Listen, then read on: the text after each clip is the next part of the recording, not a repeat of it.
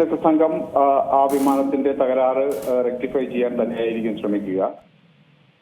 അത് ഒരു പക്ഷേ ശ്രമിച്ചിട്ട് അതിനെ വേണ്ടുന്ന രൂപത്തിൽ അതിനെ റിപ്പയർ ചെയ്യാൻ കഴിഞ്ഞില്ലെങ്കിൽ അതിന്റെ വേണ്ടുന്ന ബേസിലേക്ക്, ലോക്ഹീഡ് മാർട്ടിൻ ബേസിലേക്കോ അല്ലെങ്കിൽ ബ്രിട്ടന്റെ ഒരു ബ്രിട്ടീഷ് ഏതെങ്കിലും സ്ഥലത്തേക്കുള്ള ബേസിലേക്കോ കൊണ്ടുപോവുകയും റിപ്പയർ ചെയ്യുകയും ചെയ്യും.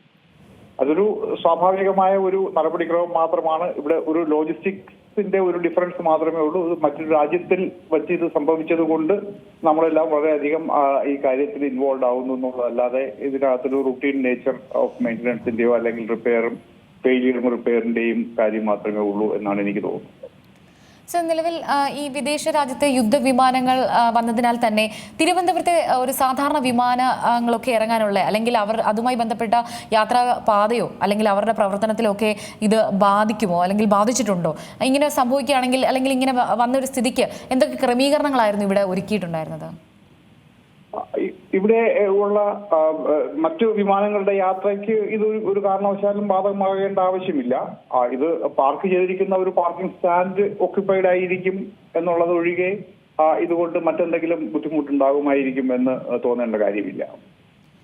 നിലവിൽ ഇപ്പോൾ ഇത് ആങ്കറിംഗ് യൂണിറ്റിലേക്ക് മാറ്റി എന്നാണ് മനസ്സിലാക്കാൻ സാധിക്കുന്നത്. മുൻപ് ഇത് പറഞ്ഞിരുന്നത്, അതായത് സിയാൽ തന്നെ അല്ലെങ്കിൽ തിരുവനന്തപുരത്തെ തന്നെ വിമാനത്താവളം തന്നെ അല്ലെങ്കിൽ അതുമായി ബന്ധപ്പെട്ട അധികാരികളൊക്കെ തന്നെ ഇത് ആങ്കറിംഗ് യൂണിറ്റിലേക്ക് മാറ്റാമെന്ന് അറിയിച്ചിരുന്നു.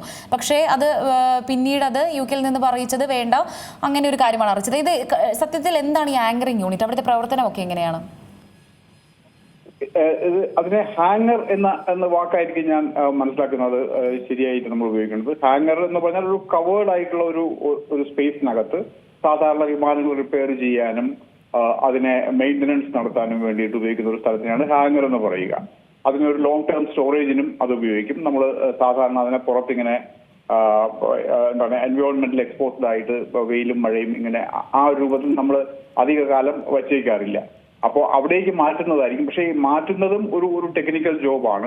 ഇതിനെ ടോ ചെയ്ത് കൊണ്ടുപോകാൻ വേറെ എന്തെങ്കിലും ഒരു വാഹനം വേണം. കാരണം ഇത് ഓൺ പവറിൽ ഇതിന് മൂവ് ചെയ്യാൻ പറ്റില്ല.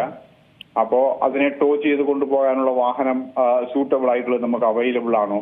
അതിന് ഒരു ടോയിങ് ആം എന്നൊക്കെ പറഞ്ഞ് ആ എയർക്രാഫ്റ്റിൽ കണക്ട് ചെയ്യുന്ന ഒരു പാർട്ടുണ്ട്. ആ പാർട്ടൊക്കെ വളരെ സ്പെഷ്യലൈസ്ഡ് ആയിട്ടുള്ള ഒരു എക്യുപ്മെന്റ് ആയിരിക്കും. അത് ടോ ചെയ്യുന്നതിന് ചില എന്തെങ്കിലും സ്പെസിഫിക്കേഷൻസ് ഉണ്ടാവാം. അപ്പോ അതെല്ലാം കരുതിയിട്ടാവണം അതിനെ മൂവ് ചെയ്യിക്കാൻ. നമ്മുടെ ഇവിടെ ഇപ്പൊ തൽക്കാലം മൂവ് ചെയ്യേണ്ട വിദഗ്ധന്മാർ വന്നതിന് ശേഷം ചെയ്യാമെന്ന് തീരുമാനിച്ചിട്ടുണ്ടാവുക എന്ന് ഞാൻ കരുതുന്നു. ഏറ്റവും പുതിയ വാർത്തകളും വിശേഷങ്ങളും വിരൽ തുമ്പിലറിയാൻ Zee മലയാളം ന്യൂസ് എല്ലാ ഡിജിറ്റൽ പ്ലാറ്റ്ഫോമുകളിലും ലഭ്യം.